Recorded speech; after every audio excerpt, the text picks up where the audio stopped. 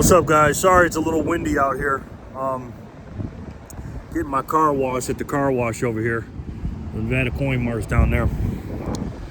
Sorry if the wind is coming through the microphone. But anyways, a lot of weird shit's been happening to me, man, last couple of months. And it's been really coming to a head these last few days, actually. I've had a couple of accounts deleted on my phone. There's certain things I can't do anymore. My movie maker on my laptop, my iMovie maker, I can't use it anymore. It's not working. My DoorDash app is acting really weird. Wasn't letting me get orders, stuff like that. Told me I was late to one order, which I'm never late to an order. And then last night was telling me I had a problem with my direct deposit. And it's a lot of things that's happening. I don't want to say every little thing, but, are there coincidences? Sure. There's coincidences, but, again, I'm not a conspiracy theorist. I just like to look at the truth and things that are going on and stuff like that. And my YouTube videos, my YouTube channel hasn't grown much. Maybe because I'm a terrible YouTuber and I just don't do a good job. That could be it. You know what I mean? So I try to look at things objectively. But I've had many people, more than 30 people tell me, bro, I came to your channel and I thought you had like thousands and thousands of subscribers. I've had people tell me that.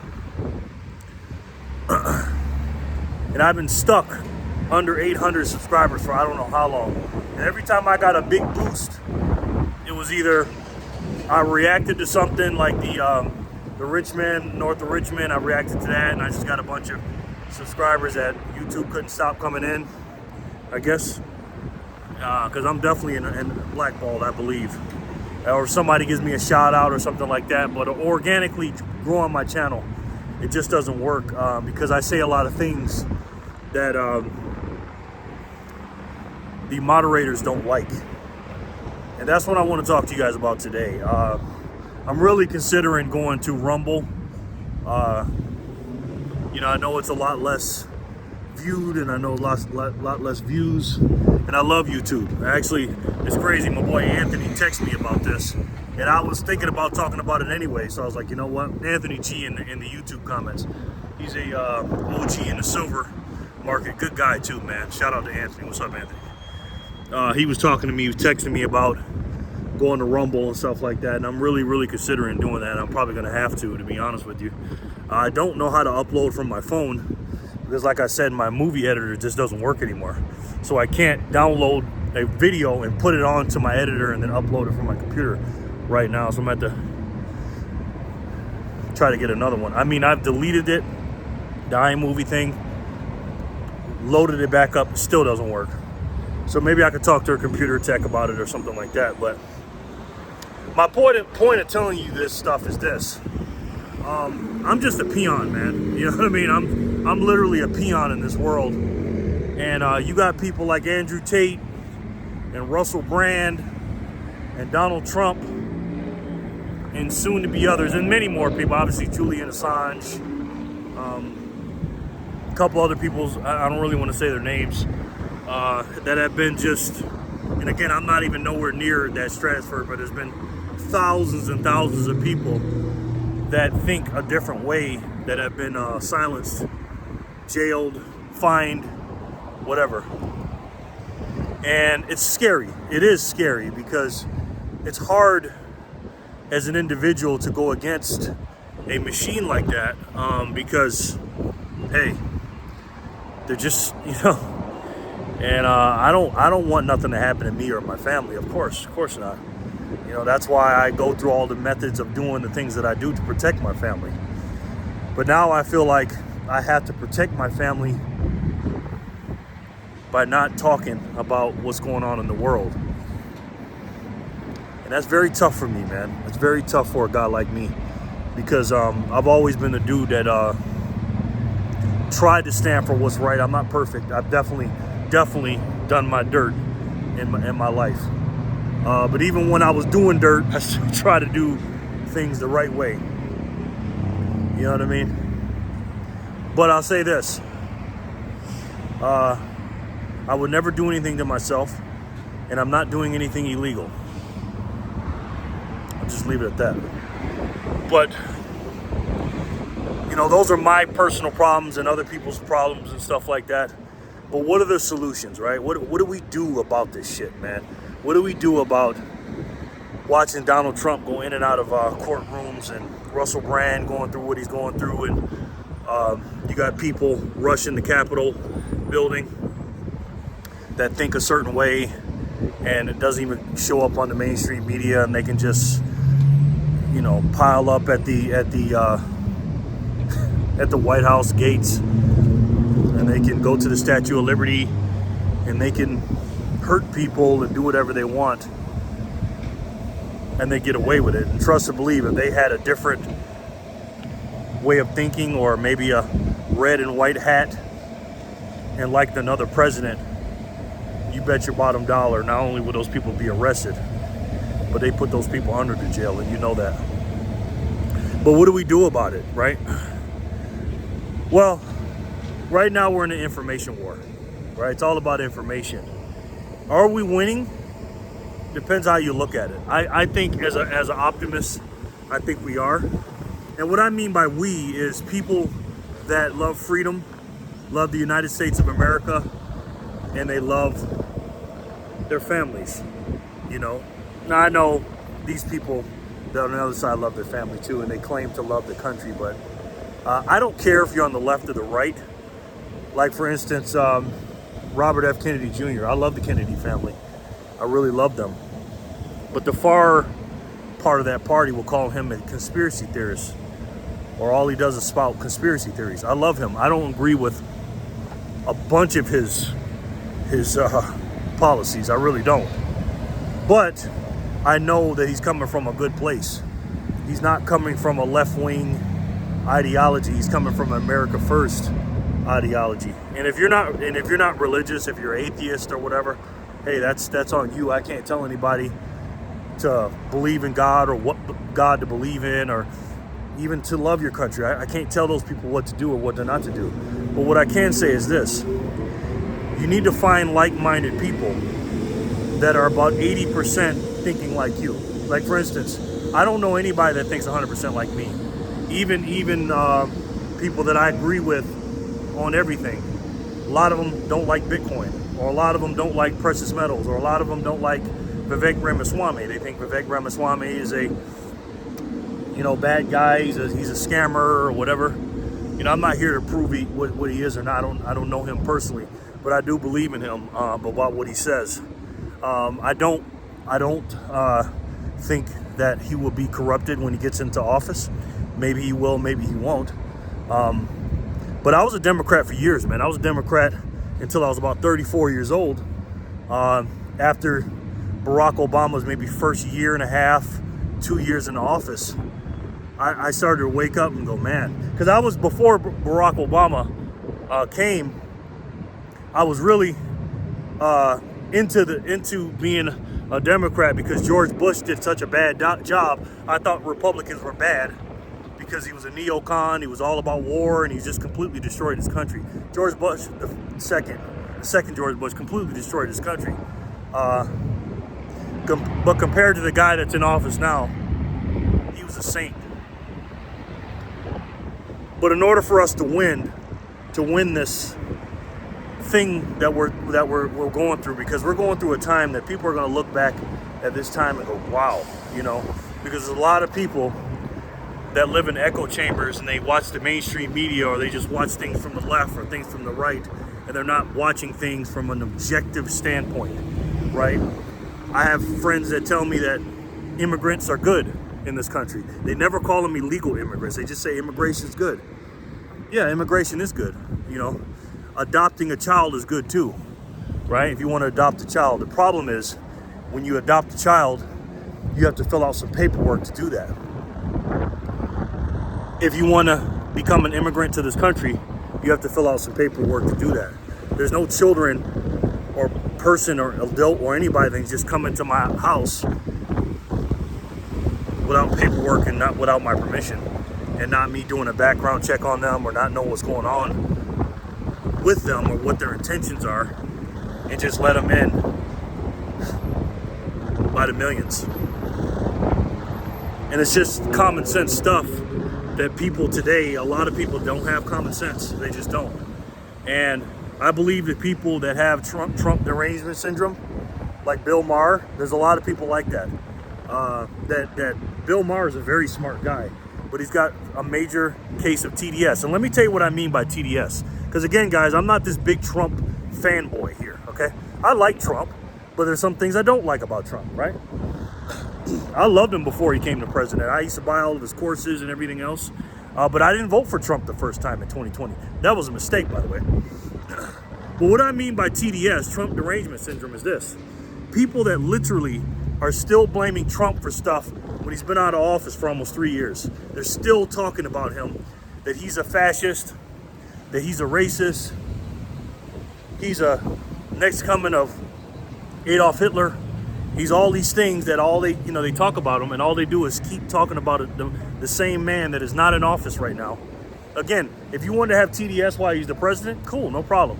You want to think you're crazy conspiracy theories, or you want to, all the things about the Russia. These people never admit that the Russia stuff was absolute BS. The man got attacked the day he came down that escalator and said he wanted to be the president. He was attacked non-stop like no other president in U.S. history. So if you base all your stuff, your policies, your politics, and everything that's going on in the world based on if you don't like Trump or Trump's the reason, that's Trump derangement syndrome, okay? If you don't look at things objectively and say, well, if I look at Joe Biden and Trump, and people don't like it when I talk about Joe Biden and Trump in the same sentence, but I'm like, listen, you gotta compare apples to apples, not apples to orange. And the only thing you can compare Donald Trump to is Joe Biden, which to me there's no comparison. But when you compare these two, you look at the things that Trump has done and look at things that Biden has done, and objectively speaking, you're telling me that you think Trump is doing a worse job than Biden? And if you don't think that, that's your opinion. But if you sit there and going on rants and all this other stuff and saying how the country was worse in 2016 and 2020 than it is now, again, Trump derangement syndrome is a real thing, and it's very, very difficult for people like that to change their mind. I think there's about 3 out of 10 people, adults and children, people that learn from these adults, that have that in our country. Literally 3 out of 10 people in this country have TDS. So you're not going to change these people's minds. And what I mean by change their mind, I'm talking about not voting for Trump. I'm talking about not voting for Biden, or looking at it from an establishment point of view, right? Because that's how I look at it. That's why I like Vivek Ramaswamy and Donald Trump, because they're anti-establishment. I don't like Nikki Haley. I can't stand her. She's a neocon. If I had a choice between Nikki Haley and Joe Biden, that would be tough for me. It really would. Because at least with Joe Biden, he's weak, and he's not pushing towards a war. He will probably end up being one with him, but he's not pushing. As soon as Nikki Haley becomes president, even though I can't stand the way the country's going right now, and a lot of people are dying anyways, a lot more people would die if Nikki Haley became president, because she's just a warmonger. I call her neocon Nikki. Same thing with Lindsey Graham. I can't stand him. He's a Republican. I don't like all those Republicans on the stage. I don't like Ron DeSantis. I think he's bought and paid for. I think he's a traitor. I think he's a guy that he did a wrong move, man. He showed his true colors by, I think he turned his back on Donald Trump. And I don't mean I'm this Donald Trump loyalist. I mean, this guy got you in office the first time, I believe. Yeah, the first time. And then you turn around and attack the man. You act like a Democrat. You go on MSNBC and all these other things. And the only reason they have you on there is to talk about Donald Trump. They never had these Republicans, these rhinos, on these shows to talk good about their policies. All they want you to do is bash Donald Trump. And when you go on there and you fall for that, I can't get with you, man. Especially Chris Christie. He's just the worst. But that's why I like anti-establishment guy. I like the governor of I think it's North Dakota. I forget the guy that was he was at the end of the stage on the two Republican debates, the guy that barely let talk, I like him too. You know what I mean? He seems like he makes sense and he's anti-establishment. He doesn't have a chance, obviously, but I like him too. But I like people that want to break the wheel. And what's the wheel? The broken system, the two-tier system, the three-letter injustice department that's in this country right now. And that's what I'm going with. So what do we need to do as individuals? As individuals is this: know and learn about politics, okay? Learn about the House of Representatives. Know that there are 435 members of those people in that office, and find out about each and every one of them, right? I'm thinking about making like little baseball cards or little cards on these people, like they do with football players and basketball players. Everybody knows everybody's stats on every team and basketball, and learn about your politicians, man. Learn about the Senate. Learn about what's going on with them. What do they do in the Congress, right? Are they above the House of Representatives? Why are there only 100 of them? You know, what's the age requirements? What's up with this 6-year term? Why are they in office so long? What do they vote for? What do they don't? And take each individual. Don't just look at the Republican Party and say they're good, or Democratic Party and they're bad, or whatever. Look at each individual, find out what they stand for, who's backing them, and how they fucking vote. Right? Learn about the executive branch of our country. Learn about how our country works, the government. Learn about these things. Once you educate yourself and turn off the fucking mainstream media and sports, once you educate yourself, because you've done enough of that, right? You've done enough watching MSNBC and Fox News and CNN. And a lot of people here probably watch Fox News. The reason why I don't watch them, because they're almost like a wolf in sheep's clothing, right? They're not anti-establishment, guys. They're establishment. They're just establishment for the Republican Party. The Republican Party is not a good party. They're not America first, guys. Okay? They're all power hungry bloodsuckers, right? That want to make as much money as they can. Republicans and Democrats are on the same team when it comes to anti-establishment. Not all of them, but most of them. And they want to control the world the way they want to do it, whether it's from a conservative way or a liberal way, but it's all evil, guys. But there are some American first Republicans and a couple of Democrats that can't come out and say that because they'll be blackballed, because the Democrats run their party like the freaking mob, man. And I'll get into that in another video. But you can't look at them as a party. You got to look at everybody as an individual. Educate yourself on that. Once you do that, then understand that there's a lot of media out here, little media outlets you can look at. You can look at Timcast. Benny Johnson's okay, but he's really far right, and he's very, very biased. But he's okay. You know, Kim Iverson's okay. Like I said, Tim Pool, Patrick Bet-David. There's a lot of stuff out there that you can watch besides the mainstream media and these right or left-wing outlets, media outlets. Once you educate yourself and hit the reset button on things, this is what you need to do. You need to find, like I said earlier, like-minded people in your neighborhood and in your family and your friends. And then you need to build a peaceful coalition, right? It takes a village, ladies and gentlemen. It takes a village. And in order to build a village, you have to have people that have strengths, right? I look for people that are patriots here in America, here in Las Vegas, Nevada, here in the area I look for, or I live at. I look for people that don't have to agree with everything I say, but the basics: hey, I love my freedom, and I love my country, and I love my family. And people that will fight peacefully for their rights. Once you get with those people, figure out what their strengths is, what their weaknesses are, and fill in the blanks, guys. Okay? I'm telling you that. Do that. Get with some people, man. Don't worry about the division that they're doing, because that's what they're doing. Don't focus on arguing with people that you can't change their mind. People with TDS, you're not going to change their mind. They have to find out themselves. In order to red pill someone or get somebody off the anti-establishment situation, give them what they want. And trust me, they're going to kill each other from the inside out. And that's what the Democratic Party is doing right now. And so's the Republican Party, by the way. So let me know what you guys think in the comment section below. Sorry this video was long. I'm waiting on my car to get washed. Strange things are happening, man. Strange things are happening. I love each and every one of you, and I'll talk to you soon. Peace and love, guys.